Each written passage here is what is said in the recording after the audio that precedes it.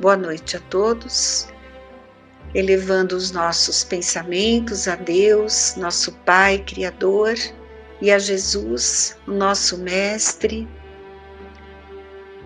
Agradecemos, em primeiro lugar, Senhor, pelo amparo que não nos falta em nenhum momento. Temos o conhecimento que nada acontece sem a sua vontade. Esse momento que passamos aqui na Terra, nesse mundo de provas e expiações, momento de pandemia, é um momento de aprendizado para toda a humanidade terrestre. E que tenhamos sabedoria para observar nossas vidas, perceber aquilo que temos que mudar. É esta lição que a espiritualidade está nos mostrando. Que a tua paz possa envolver a todos os corações. Que continuemos firmes, com muita esperança, alegria de viver, tudo vai passar. Que a nossa fé se fortaleça a cada dia. Estejamos em prece, pedindo principalmente por todos os que sofrem, que são muitos nesse momento, Senhor. Aqueles que passam pela provação da doença, aqueles que estão se separando dos seus familiares, dos seus entes queridos, aos trabalhadores dos hospitais, médicos, enfermeiros, que Jesus ampare a todos, aos que se encontram com muita dificuldade material, sem o alimento, que sejamos nós todos instrumentos de auxílio. A nossa prece, a nossa sintonia positiva pode amparar e ajudar a todos esses corações. Procuremos estar em paz, em prece, rogando a Deus o auxílio. Pai nosso que estás no céu, santificado seja o teu nome. Venha a nós o teu reino, Senhor. Seja feita a tua vontade, não a nossa, assim na terra como no céu. O pão nosso de cada dia dai-nos hoje. Perdoa, Senhor, as nossas dívidas, assim como perdoamos aos nossos devedores. Não nos deixeis cair em tentação e livra-nos de todo o mal. Que assim seja. Iniciamos sempre as nossas palestras das sessões com o Evangelho segundo o Espiritismo, por Allan Kardec. E hoje nós vamos ler um item do capítulo 12, Amai os vossos inimigos. Isso foi um pedido do nosso Mestre Jesus. E o item 5 desse capítulo é os inimigos desencarnados. Então vamos ver aqui que os espíritos falam sobre isso. O espírita tem ainda outros motivos de indulgência para com os inimigos, porque sabe, antes de mais nada, que a maldade não é o estado permanente do homem, mas que decorre de uma imperfeição momentânea, e que da mesma maneira que a criança se corrige dos seus defeitos, o homem mau reconhecerá um dia os seus erros e se tornará bom. Sabe ainda que a morte só pode livrá-lo da presença material do seu inimigo, e que este pode persegui-lo com o seu ódio, mesmo depois de haver deixado a terra. Assim, a vingança assassina não atinge o seu objetivo, mas, pelo contrário, tem por efeito produzir maior irritação, que pode prosseguir de uma existência para outra. Cabia ao Espiritismo provar, pela experiência e pela lei que rege as relações do mundo visível, com o mundo invisível, que a expressão extinguir o ódio com sangue é radicalmente falsa, pois a verdade é que o sangue conserva o ódio no além-túmulo. Ele dá, por conseguinte, uma razão de ser efetiva e uma utilidade prática ao perdão, bem como a máxima do Cristo: amai aos vossos inimigos. Não há coração tão perverso que não se deixe tocar pelas boas ações, mesmo a contragosto. O bom procedimento não dá pelo menos nenhum pretexto a represálias, e com ele se pode fazer de um inimigo um amigo, antes e depois da morte. Com o mau procedimento, ele se irrita, e é então que serve de instrumento à justiça de Deus, para punir aquele que não perdoou. Pode-se, pois, ter inimigos entre os encarnados e os desencarnados.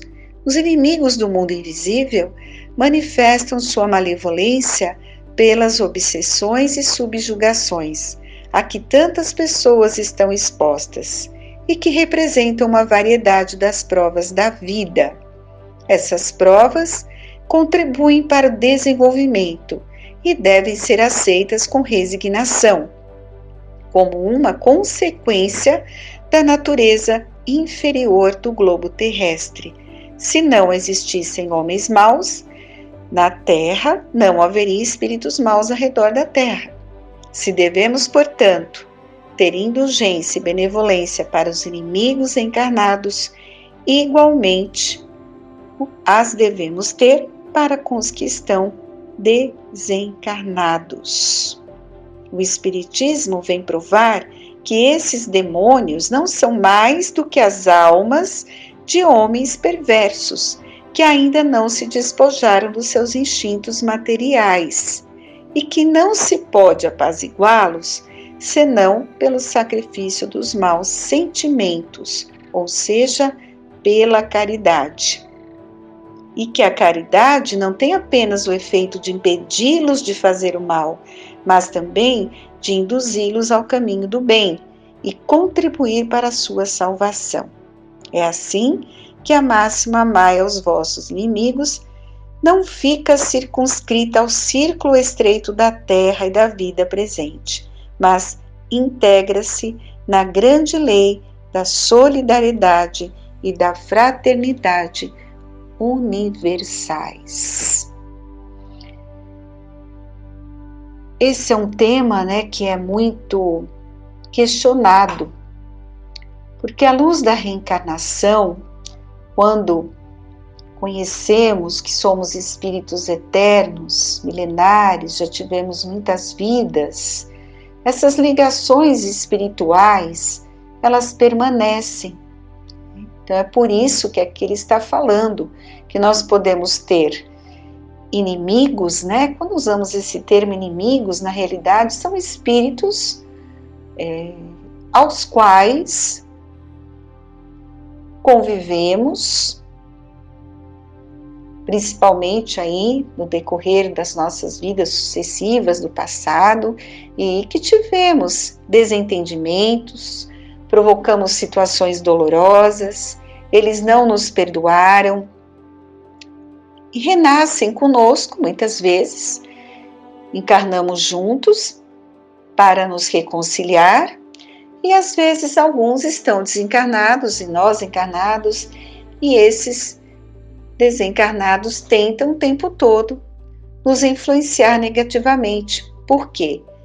Eles não nos perdoaram, eles nos conhecem do passado, toda a questão que provocamos na vida deles anteriormente, só situações dolorosas, À luz da reencarnação, sabemos que nós somos vítimas. Então, somos devedores uns dos outros. Conhecendo tudo isso, fica muito mais fácil de entender o porquê algumas pessoas sofrem influências tão intensas, tão negativas, porque a ligação é muito forte. E aí, infelizmente, esses espíritos que não nos perdoaram tentam ali nos prejudicar. Agora, se eu vou sofrer essa influência, se eu vou abrir um campo vibratório para que esses espíritos atuem sobre os meus pensamentos, vai depender de cada um, certo? Então, o que a espiritualidade nos alerta com relação a esse tema? Que o ódio, ele transpõe o túmulo. O inimigo desencarnado é alguém que ofendemos em vidas passadas e hoje nos alcança para o necessário reajuste. Então, a morte não existe. Encerrando a vida do corpo físico, o espírito continua vivo. E se ele desencarnou ali com esse sentimento de ódio, de vingança, isso não vai ser apagado automaticamente.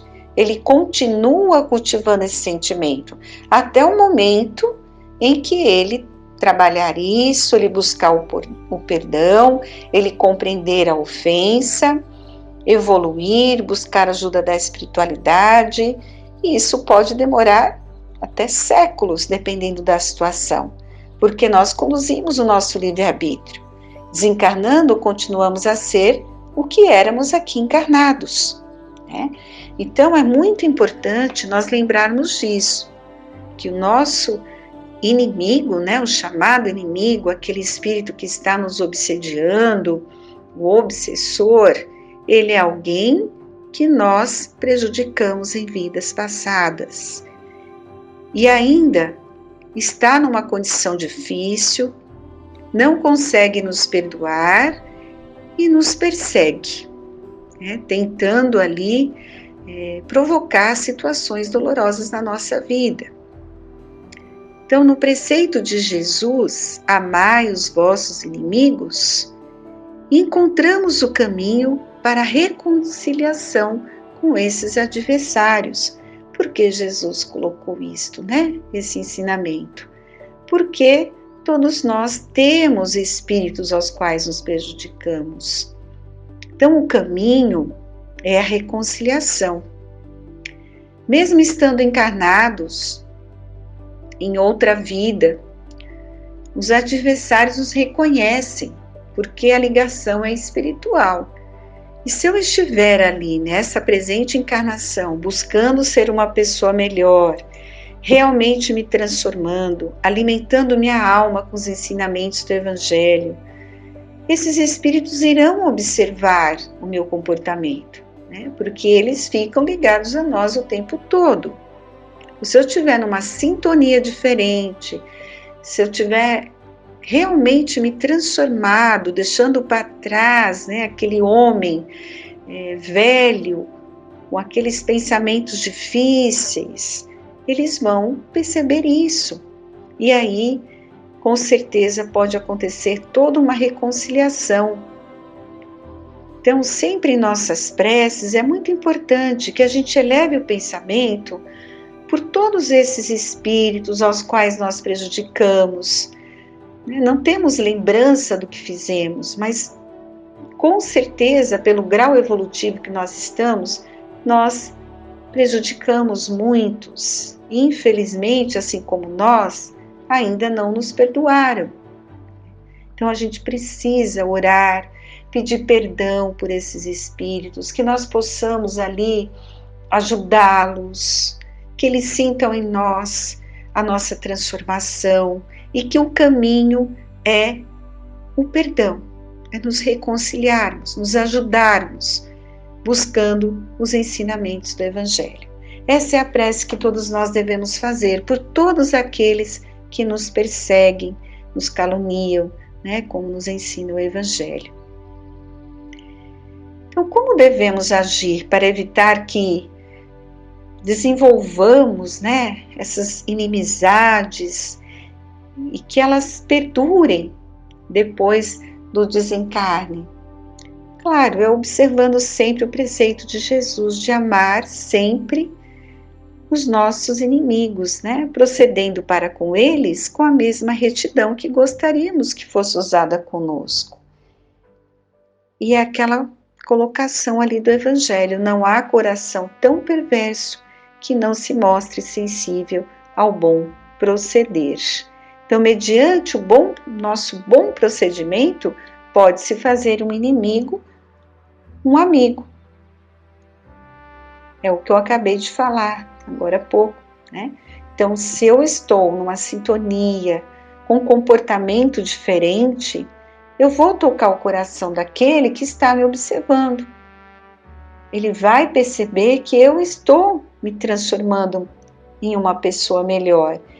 E as minhas atitudes podem fazer com que ele reflita ali na sua vingança, na sua perseguição contra nós, né? E se nós continuamos ali numa sintonia negativa, cultivando aquele ódio, ele pode provocar um sentimento muito ruim, né? De uma intensidade muito grande, e aí a ligação acontece, a influência, infelizmente, vai ser desenvolvida e não vai ser bom para ambas as partes, né? Então, devemos sim nos reconciliar o mais cedo possível, sempre, com nosso adversário.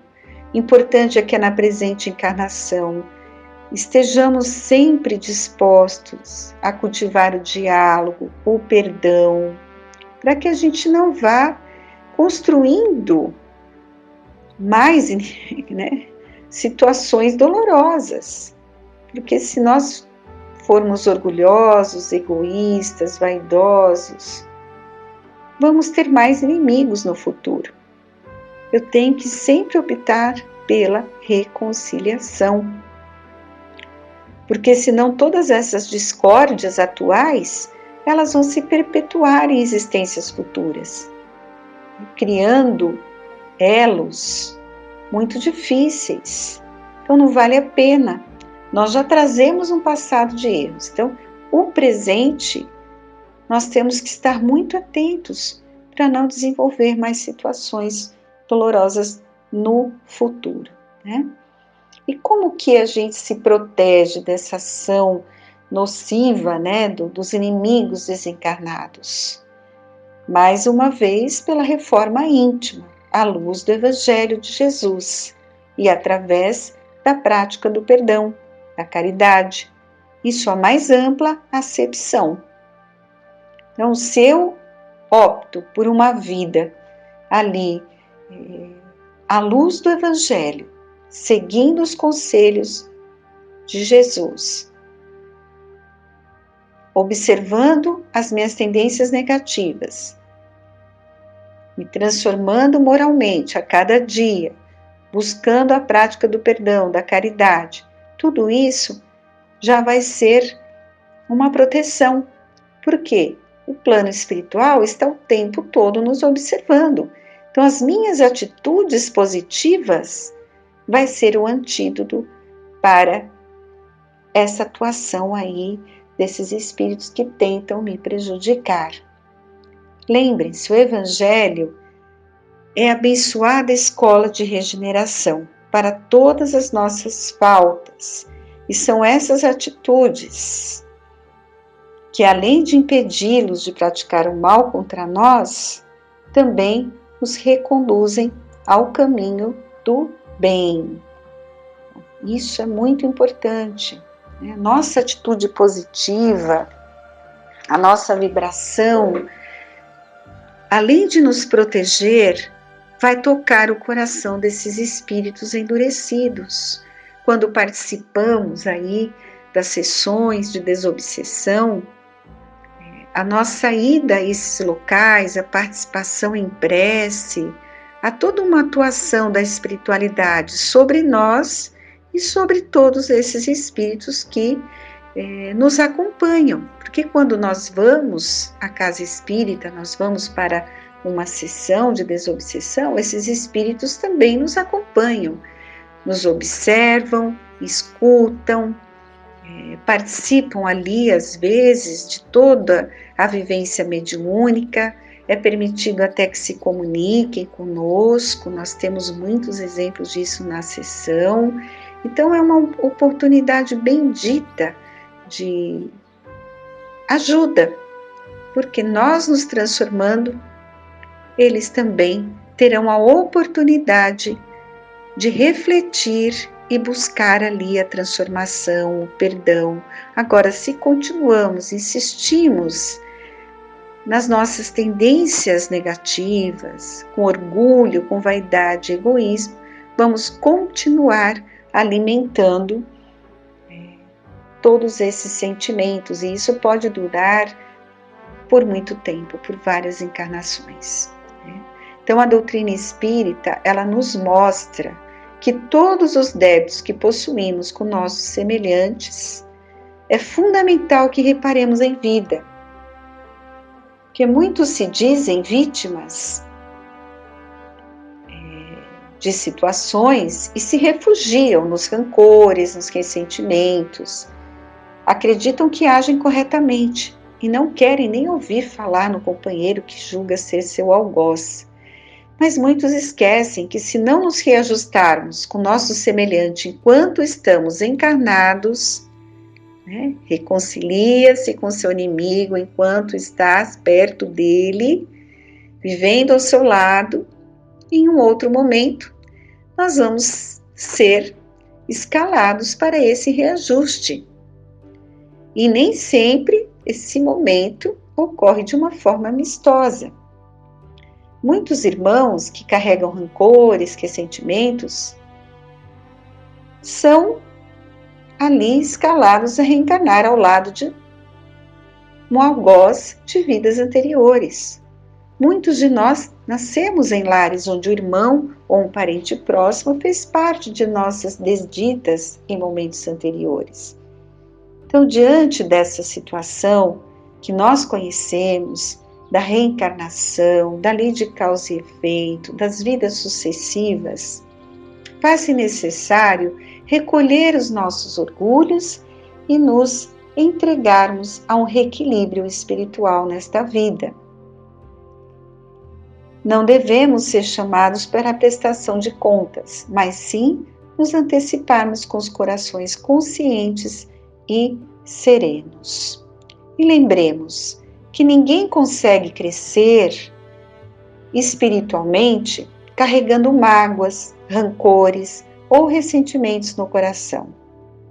A melhoria do espírito, a nossa evolução, prescinde em perdoar os erros cometidos e uma reconciliação com todos aqueles que nos causaram constrangimentos. Muitas vezes, esquecemos que quando ofendemos alguém, muitas vezes agimos de forma equivocada com nossos semelhantes e não nos importamos com palavras ou atitudes agressivas. E aqueles que foram ofendidos ou se sentiram maltratados, não se esquecem. Muitos deles podem acumular mágoas que, se não forem bem tratadas, podem se transformar em ressentimentos futuros. Então, é muito importante. Se nós realmente queremos alcançar o nosso progresso espiritual, que a gente deixe de lado essas discussões e que a gente se melhore como ser humano.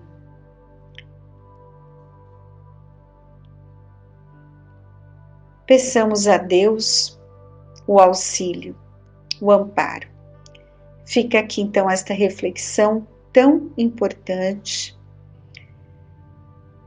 E lembremos sempre, em nossas preces, de pedir por todos aqueles que, infelizmente, pelo nosso orgulho, pela nossa vaidade, pelo nosso egoísmo, nós ferimos. E estejamos sempre atentos naquela reflexão diária de Santo Agostinho. No final do dia, façamos uma avaliação para ver aonde erramos. Quais foram as minhas atitudes durante o dia todo, meu comportamento, para que no dia seguinte eu possa corrigir e fazer o certo. Uma boa noite a todos e daremos continuidade à segunda parte da palestra com nosso companheiro Roberto.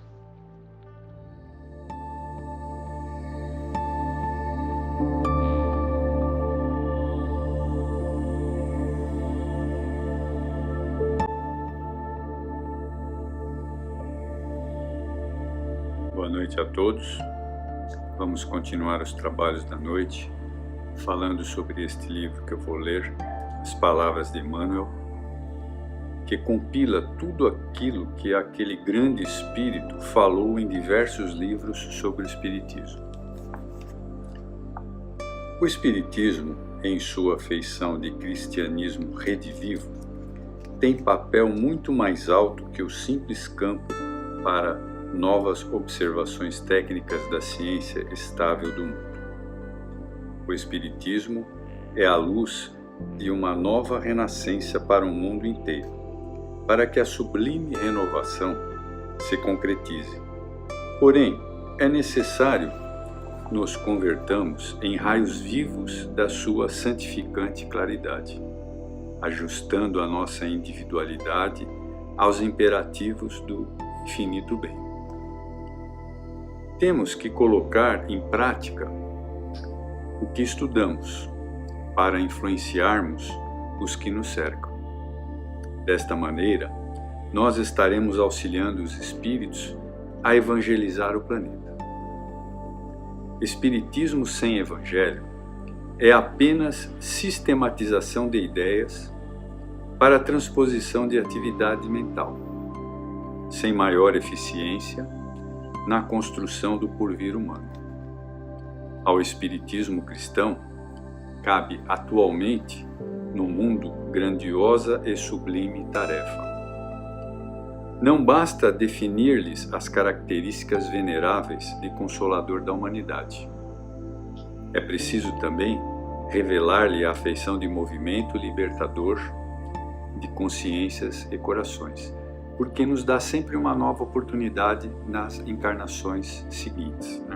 Por isso que ele nos faz libertador das consciências e dos corações, porque temos novas oportunidades sempre. O Espiritismo nos tempos modernos é sem dúvida a revivência do cristianismo em seus fundamentos mais simples. O Espiritismo é, acima de tudo, o progresso libertador das consciências, a fim de que a visão do homem alcance horizontes mais altos. O Espiritismo abre novas possibilidades, nos fazendo raciocinar de maneira a ver a humanidade como parte da nossa família, coisa que não fazíamos antes. Sempre o egoísmo em primeiro lugar, eu e eu. O Espiritismo, ao contrário, faz vermos a humanidade como parte da nossa família. O Espiritismo será, indiscutivelmente, a força do cristianismo em ação, para reerguer a alma humana e sublimar a vida. O Espiritismo, sob a luz do cristianismo, vem ao mundo para acordar-nos. Em nosso campo doutrinário, precisamos em verdade do Espiritismo e do espiritualismo, mas, acima de tudo, de espiritualidade. O Espiritismo não é somente o antídoto para as crises que perturbam os habitantes da Terra. Os seus ensinamentos salutares e doces reerguem nos desencarnados as esperanças desfalecidas, a falta de amparo e de alimento. É aí que a doutrina edifica os transviados do dever e os sofredores saturados desses acerbos remorsos, que somente as lágrimas fazem desaparecer. É a oportunidade da reencarnação que nos permite aceitar essa situação, porque podemos acertar na próxima encarnação. O Espiritismo é o grande iniciador da sociologia, por significar o Evangelho redivivo que as religiões liberalistas tentaram enterrar nos interesses econômicos e na convenção exterior dos seus adeptos. Tudo muito material, tudo muito materialismo. O Espiritismo esclarece que o homem é senhor de um patrimônio mais vasto, consolidando nas suas experiências de outras vidas, provando que o legítimo fundamento da vida mental não reside de maneira absoluta na contribuição dos sentidos corporais, mas também nas recordações latentes do pretérito, das quais os fenômenos da inteligência prematura na Terra são os testemunhos mais eloquentes. Nos esclarece que somos um conjunto de todas as nossas outras encarnações, e isto se reflete no nosso dia a dia, como somos, como agimos, não é? Então, nós temos que pensar que somos espíritos muito antigos e temos uma bagagem que está dentro de nós, dentro do nosso espírito, devido às várias encarnações. Somente à luz do Espiritismo poderão os métodos psicólogos aprender que a zona oculta da esfera psíquica de cada um é o reservatório profundo das experiências do passado, em existências múltiplas da criatura, arquivo maravilhoso onde todas as conquistas do pretérito são depositadas em energias potenciais, de modo a ressurgirem no momento oportuno, não é? Então, são as vicissitudes do nosso dia a dia, né? As formas que vivemos aqui no plano material, onde as coisas ressurgem do passado, né? Daquele pretérito longo que nós temos de muitas vidas. Somente com a cooperação do Espiritismo poderá a ciência psicológica definir a sede da inteligência humana, não nos complexos nervosos ou glandulares do corpo perecível, mas no espírito imortal. O Espiritismo sem Evangelho pode alcançar as melhores expressões de nobreza, mas não passará de atividade destinada a modificar-se ou desaparecer, como todos os elementos transitórios do mundo. O Espiritismo não expressa a simples convicção de imortalidade. É clima de serviço e edificação, ou seja, colocar a mão na massa, ou seja, colocar em prática o que estamos estudando. Isso é o Espiritismo, para sermos novos espíritos, mais promissores do que fomos até hoje. Numerosos filósofos hão compendiado as teses e conclusões do Espiritismo no seu aspecto filosófico, científico e religioso. Todavia, para a iluminação do íntimo, só tendes no mundo o Evangelho do Senhor, que nenhum roteiro doutrinário poderá ultrapassar. Muitos conselhos de autoajuda e de maneira de vivermos nos assediam diariamente, através da TV, do rádio, das redes sociais e da internet, propondo modos de vida diferentes, mas o único roteiro seguro é o Evangelho.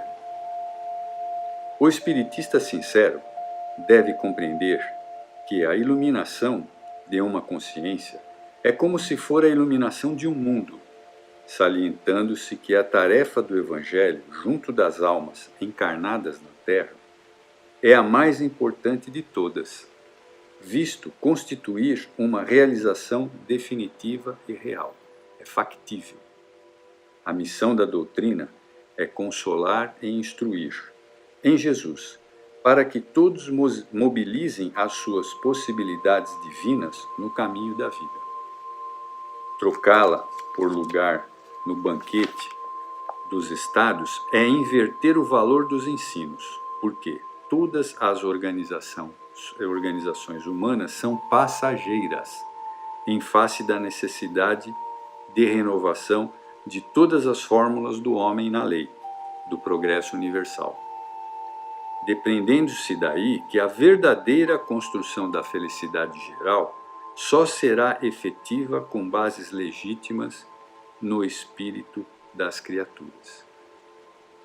Irmãos e amigos, ainda é para o estudo e a prática do Evangelho, em sua primitiva pureza, que tereis de voltar o vosso entendimento, se quiserdes salvar da destruição o patrimônio de conquistas grandiosas da vossa civilização.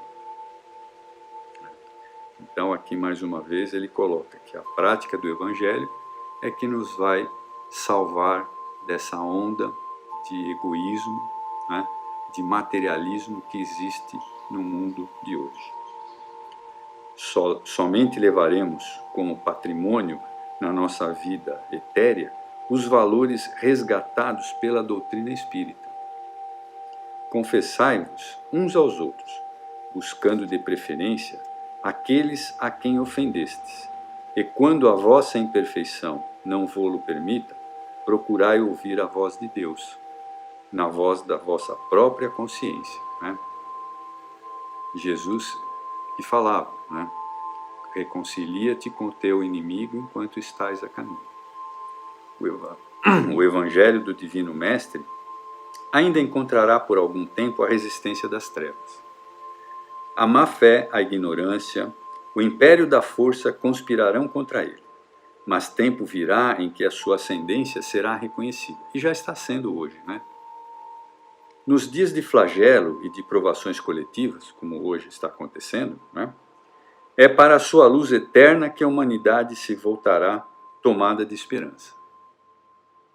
Na medida em que nos espiritualizarmos, entenderemos que cada um está em um patamar de entendimento e devemos respeitar aqueles que ainda se encontram na escuridão das trevas.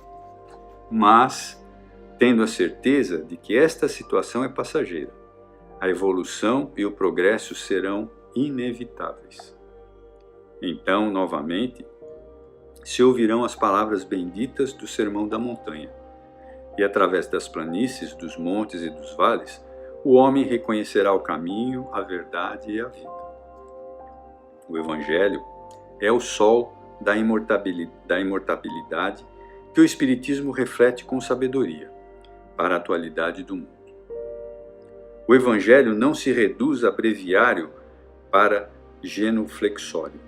É roteiro imprescindível para a legislação e administração, para serviço e para obediência.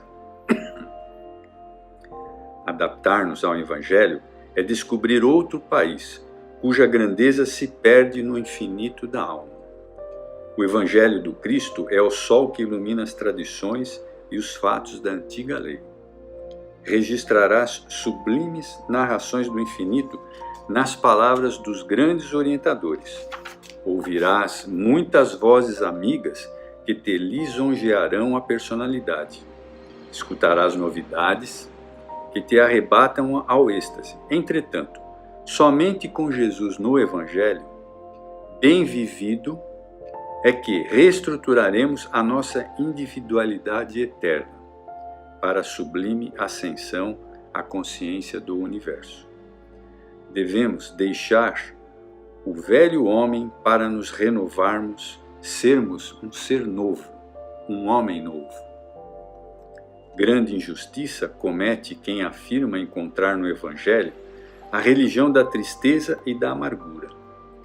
Indubitavelmente, o sacerdócio muitas vezes impregnou o horizonte cristão de nuvens sombrias, com certas etiquetas do culto exterior, só imagens, né?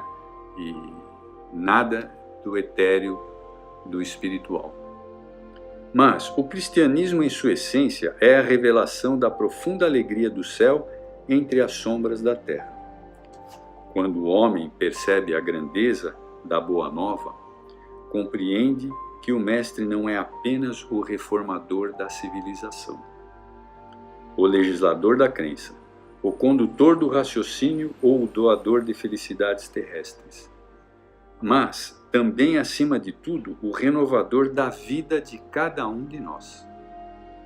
As religiões nos ensinaram medo, mas o Mestre, através dos seus exemplos, mudou tudo isso, nos ensinou que somos coautores da obra de Deus. Nunca devemos esquecer isso.